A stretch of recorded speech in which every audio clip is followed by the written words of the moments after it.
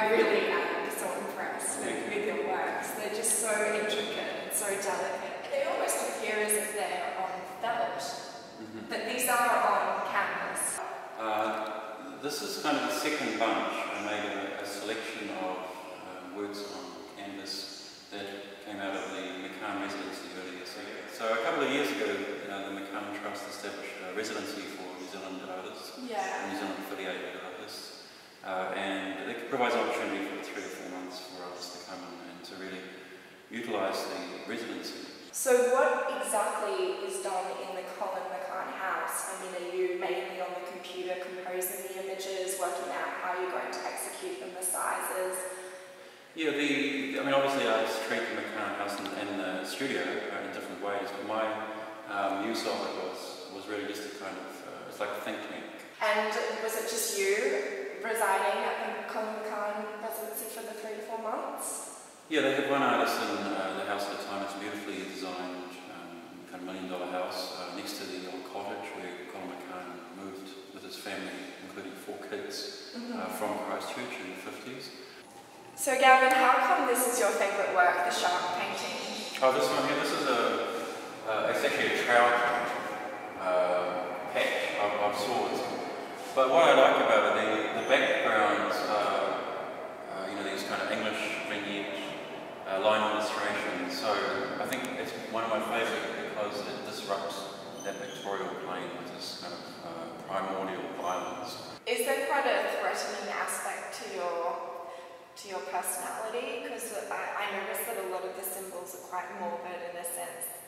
The owl, the skull, the flying birds, which they almost have this evil presence. I mean, you seem like quite a soft character. Is this something that you're referring to in your psyche in some way? Yeah, I think we're all affected by that, but specifically this kind of undercurrent in my work quite possibly stems from a Catholic mother and an atheist father, so there's always that kind of tension in the household, and my next body of work engages with the Bible Studies New Testament, which will be launched in New Zealand next year.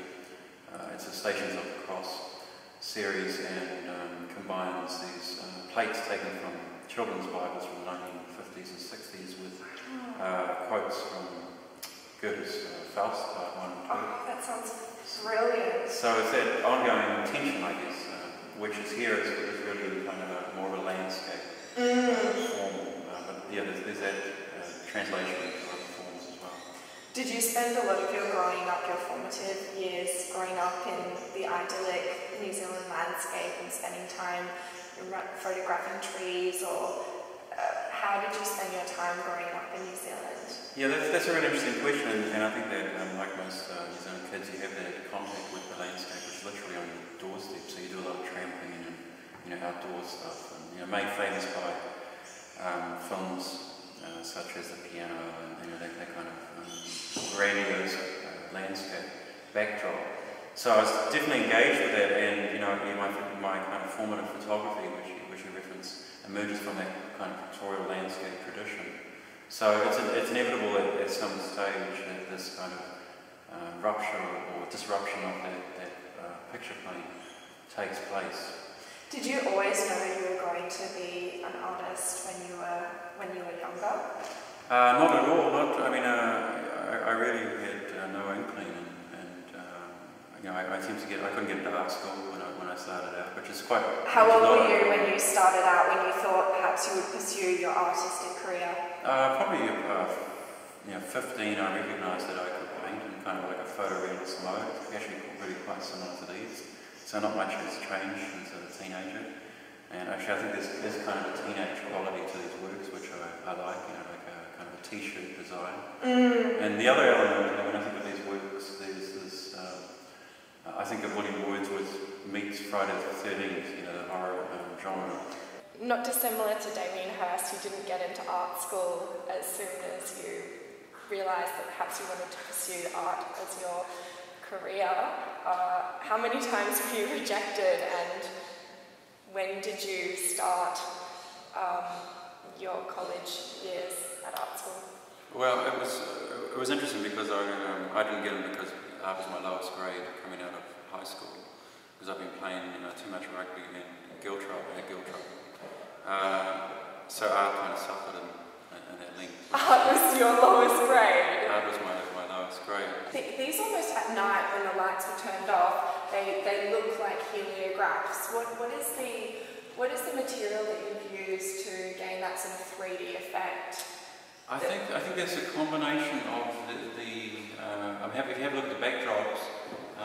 For example, here the backdrops. The first thing I do is to make them negative, so that they become negative elements, and that creates that kind of hallucinatory element which you're referring to. And then there's the tension between that and the patches, which potentially again gives it that depth of. They're depth, but at the same time they're actually very, very flat images. It's just extraordinary because from a distance they do look like 3D woolen bird. It looks like a 3D woolen bird sculpture. And do you come in with the paintbrush and retouch it? I do quite a bit of colour manipulation and hue saturation manipulation in Photoshop. And one of the kind of the key rules is to how they work in relationship to the backdrop. But is it just one straight print and that's it? It just has to be precise, clean cut in that sense. You've already imagined with Photoshop the way it's meant to look. Is there completely no retouching at a later date? If it didn't come out as well as you would hope, then you'll come in with extra paint to make it more a 3D form that you desire? I try to keep away from that. I try to keep the works as fluid as possible. That's extraordinary. So you never actually hold a paintbrush at all, but you're a painter. This is very contemporary. Digital painting. It's just magnificent.